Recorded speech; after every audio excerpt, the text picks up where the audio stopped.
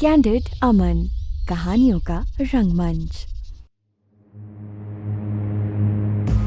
पिछले भाग में आपने सुना अर्जुन ने अपनी इन्फिनिटी पूल में उतरते ही खुद को शांत करने की कोशिश की, लेकिन उसका दिमाग बार बार नंदिनी और उसकी मां के अजीब बिहेवियर की ओर लौट रहा था।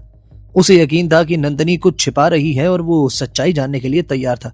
पानी से बाहर आते ही उसने खुद से प्रॉमिस किया कि वो खुद इस मामले की तह तक जाएगा। दूसरी ओर नंदिनी किचन में बेलन से चपाती बेलते हुए परेशान हो रही थी। उसे चिंता थी कि अर्जुन उसे नौकरी से ना निकाल दे।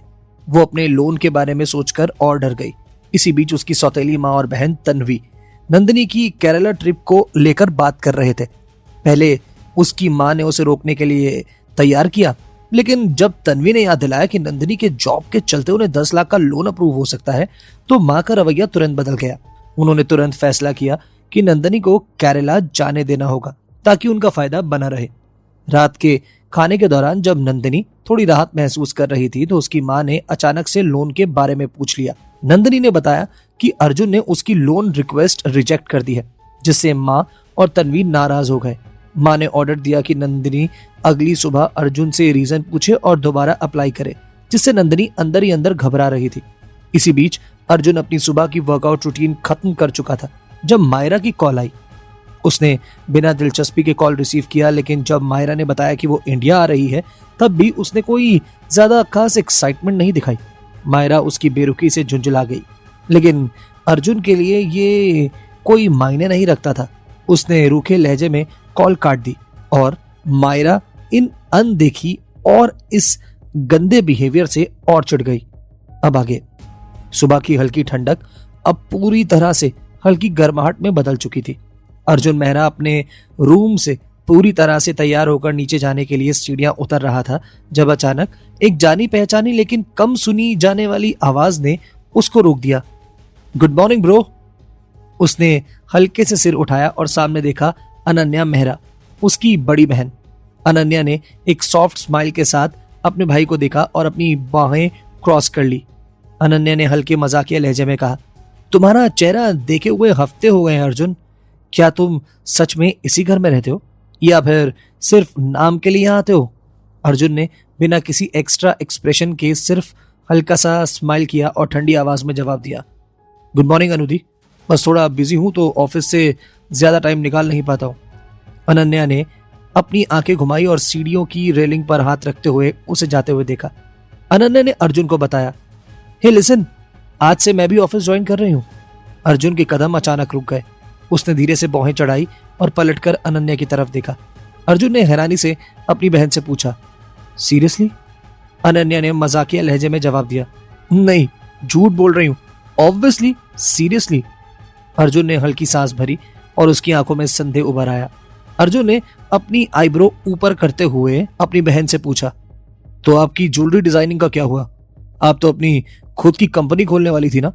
अनन्या ने गहरी सांस लेते हुए हल्का सा मुंह बिचकाया। डैड किसकी सुनता है अर्जुन?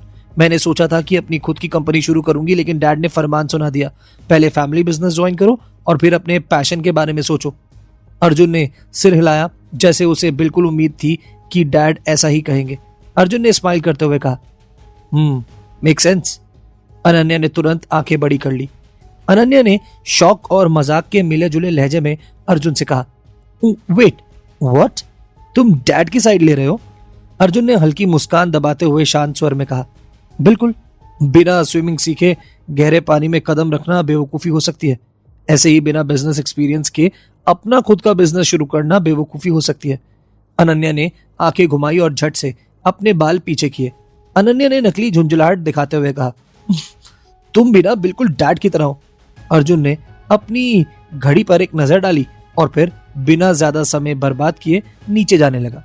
अर्जुन ने हल्की मुस्कान के साथ नपे तुले लहजे में कहा, see you at the office Anudi. Ananya ने हंसते हुए उसे जाते हुए देखा और फिर खुद रूम की तरफ बढ़ने लगी। नीचे डाइनिंग टेबल पर हमेशा की तरह सूटेड बूटेड स्टाफ ब्रेकफास्ट लगाने में बिजी था। अर्जुन ने जल्दी से अपनी ब्लैक कॉफी और एवोकाडो टोस्ट खत्म किया और फिर अपनी घड़ी पर नजर डालते हुए उठ गया। स्टाफ में से एक ने उसका कोट आगे बढ़ाया, जिसे अर्जुन ने बिना किसी रिएक्शन के ले लिया। अब वक्त था ऑफिस जाने का। इधर नंदिनी की सुबह हमेशा की तरह जल्दबाजी में और टेंशन से भरी हुई हुई।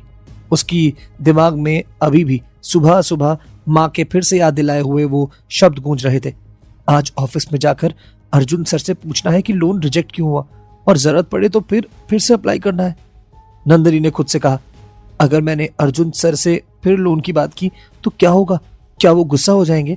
क्या मुझे जॉब से निकाल देंगे? उसके नाखून उसके होठों के पास चले गए और उसने नर्वसनेस में उन्हें हल्के से चबाना शुरू कर दिया। अब वो बस स्टॉप पर खड़ी थी, हाथों में बैग पकड़े हुए और अपने ही ख्यालों में उलझी हुई थी।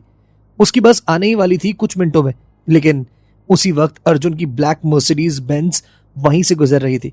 उसकी कार का टिंटेड ग्लास धीरे धीरे नीचे हुआ और उसकी पैनी निगाहें बस स्टॉप पर खड़ी नंदिनी पर पड़ी। मिस कोहली। लेकिन उसने कार नहीं रोकी। उसने हल्की सांस ली और कार को स्पीड में आगे बढ़ाने का इशारा किया। अगर मैंने गाड़ी रोकी तो ये क्या सोचेगी? अगर ऑफिस में किसी ने देख लिया तो बातें बनेंगी। मुझे ड्रामे से दूर रहना होगा। यही सोचते हुए उसने अपनी आंखें बंद की और कार को स्पीड से आगे बढ़ने दिया। उधर नंदिनी अब भी अपनी ही दुनिया में खोई हुई थी। वो अर्जुन की कार को देख भी नहीं पाई और उसने मन ही मन कहा, हे भगवान, मैं कैसे कैसे पूछूंगी? सुबह के 9 बज चुके थे और मुंबई की तेज भागती जिंदगी के बीच अर्जुन मेहरा और नंदिनी लगभग एक ही समय पर ऑफिस पहुंचे। अर्जुन की ब्लैक मर्सिडीज बेंज ऑफिस की पार्किंग में जैसे ही स्लो हुई, ठीक उसी वक्त नंदिनी की बस ऑफिस के सामने पड़ने वाले बस स्टॉप पर रुकी। ओ गॉड! नंदिनी ने देखा कि अर्जुन सर कार से उतर रहे थे और सीधे ऑफिस के गेट की ओर बढ़ रहे थे। मुझे जल्दी चलना होगा। उसने तेजी से अपने बैग को सही किया और छोटे छोटे कदमों से दौड़ते हुए अर्जुन के साथ कदम से कदम मिलाने की कोशिश की। मुझे दिखाना होगा कि मैं लेट नहीं हूं, बल्कि मैं भी उनके साथ ही आई हूं। अर्जुन ने आते ही लिफ्ट का बटन दबाया। वो सीधा लिफ्ट के सामने खड़ा हो गया, जैसे कि उसका पूरा दिन पहले से ही प्लान किया हुआ हो। Routine, discipline, perfection, classic Arjun Mehra style. वहीं पीछे तेजी से दौड़ती हुई नंदिनी अचानक रुक गई। उसकी सांसें तेज हो गई और जब उसने देखा कि लिफ्ट के दरवाजे धीरे धीरे खुल रहे हैं, उसका पूरा शरीर अचानक सख्त हो गया। Oh no, lift! उसके दिमाग में एक तेज झटका आया।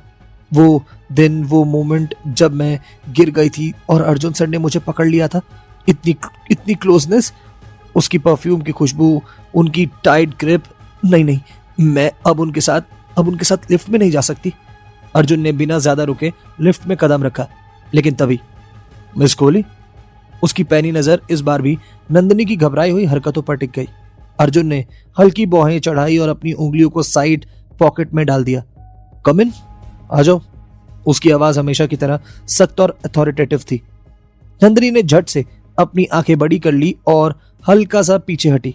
नहीं सर, उसने हड़बड़ाते हुए कहा। अर्जुन की भौहें हल्की सी और ऊपर उठ गई। ओह, यू श्योर? नंदिनी ने टपाक से जवाब दिया।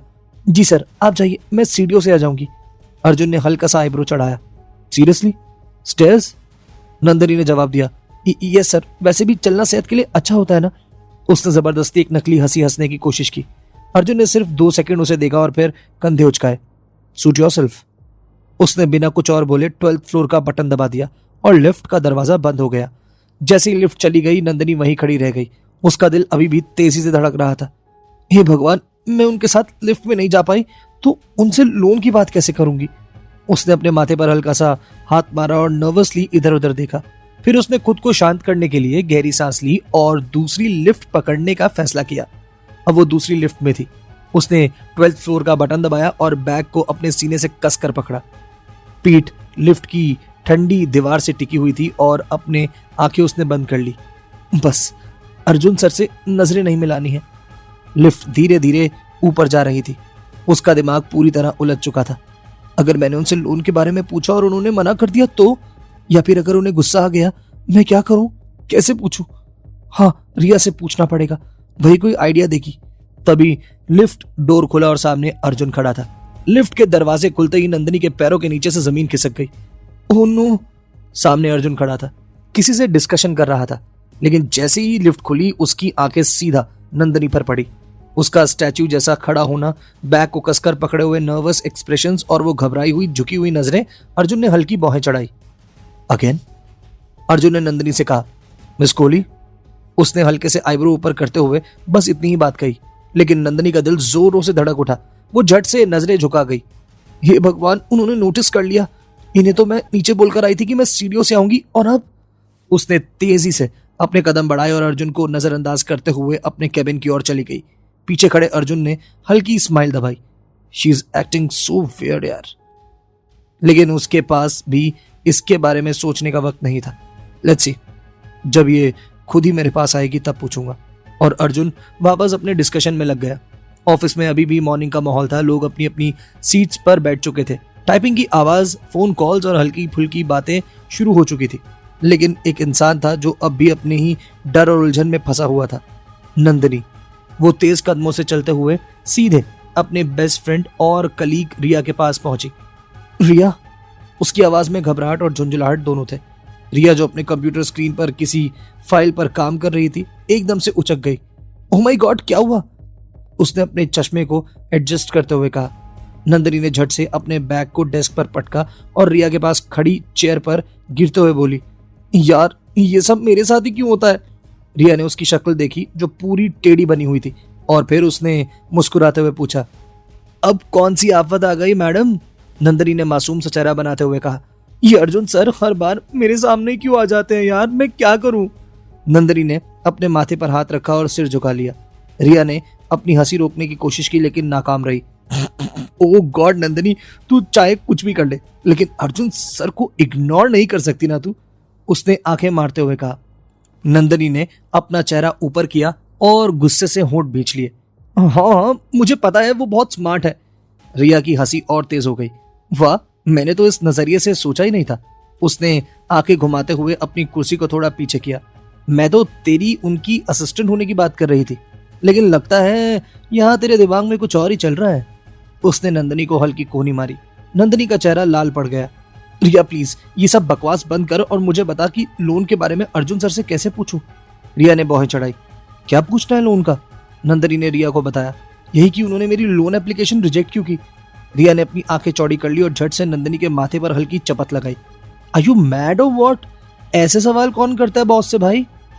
पर नंदिनी बेचैन थी। रिया ने नंदिनी को समझाया, अर्जुन सर वैसे ही इतने स्ट्रिक्ट है और अगर तूने उनसे ये सवाल पूछा कि सर आपने मेरा लोन रिजेक्ट क्यों किया, तो सीधा जवाब मिलेगा बिकॉज आई कैन, और फिर तू रोती हुई यहां से निकल जाएगी। नंदिनी ने गहरी सांस लेते हुए अपनी सौतेली माँ की बातें दोहराई। रिया अब सीरियस हो गई। ओह तो ये मामला है, नंदिनी ने आगे कहा। हाँ, और माँ ने कहा है कि अगर जरूरत पड़े तो फिर से अप्लाई करो। रिया ने थोड़ा सोचा, फिर उसने एक स्मार्ट एक्सप्रेशन के साथ कहा, तो फिर अप्लाई कर दे। नंदिनी ने हैरानी से कहा, पर? रिया ने उसे सीधे देखते हुए कहा, पर कुछ नहीं नंदिनी, इस बार बस एक सही रीजन डाल दे। नंदिनी ने हैरानी से पूछा, सही रीजन?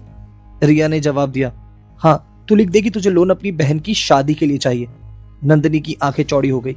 रिया पर ये तो झूठ होगा, मेरी बहन की शादी तो नहीं हो रही ना?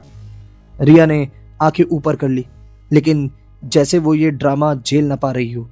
ओ प्लीज नंदिनी, तुझे लोन चाहिए ना, तो फिर तुझे वही रीजन देना होगा जो सबसे ज्यादा कन्विंसिंग लगे। नंदिनी ने घबराते हुए कहा, पर अर्जुन सर को तो पता चल गया तो क्या होगा? रिया ने एक लविंग एक्सप्रेशन दिया। यार अर्जुन सर क्या तेरी बहन का रिश्ता फिक्स करवाने जाएंगे क्या? नंदिनी ने हैरानी से उसकी तरफ देखा। पागल है क्या तू? रिया ने फिर से उसे कोनी मारी और चुटकी ली। वैसे अगर अर्जुन सर तेरी बहन से शादी करने की बात पूछ लें तो बता देना, हम बारात का अरेंजमेंट कर देंगे। नंदिनी ने चिढ़ते हुए कहा। रिया ने अपनी हंसी को समेटते हुए कहा, ओके, बस ये फॉर्म दोबारा भर और वैलिड रीजन लिख दे। नंदिनी ने अपने दांत दबाए और सोच में पड़ गई। अब क्या करूं? लोन उसे चाहिए था लेकिन अर्जुन सर से झूठ बोलकर तो नहीं। नंदिनी सोच में पड़ गई। अगर उन्होंने फिर से भी मना कर दिया तो क्या होगा? 2 बार अप्लाई करने पर तो मैं हाईलाइट हो जाऊंगी। लेकिन अगर उसने कुछ नहीं किया तो घर पर उसकी माँ और बहन उसे जीने नहीं देंगे। अब सवाल था, क्या नंदिनी रिया की दी हुई सलाह को फिर से मानेगी? कौन है ये मायरा और क्या है उसका लेना देना अर्जुन से? जानेंगे कहानी के आगे के सफर में।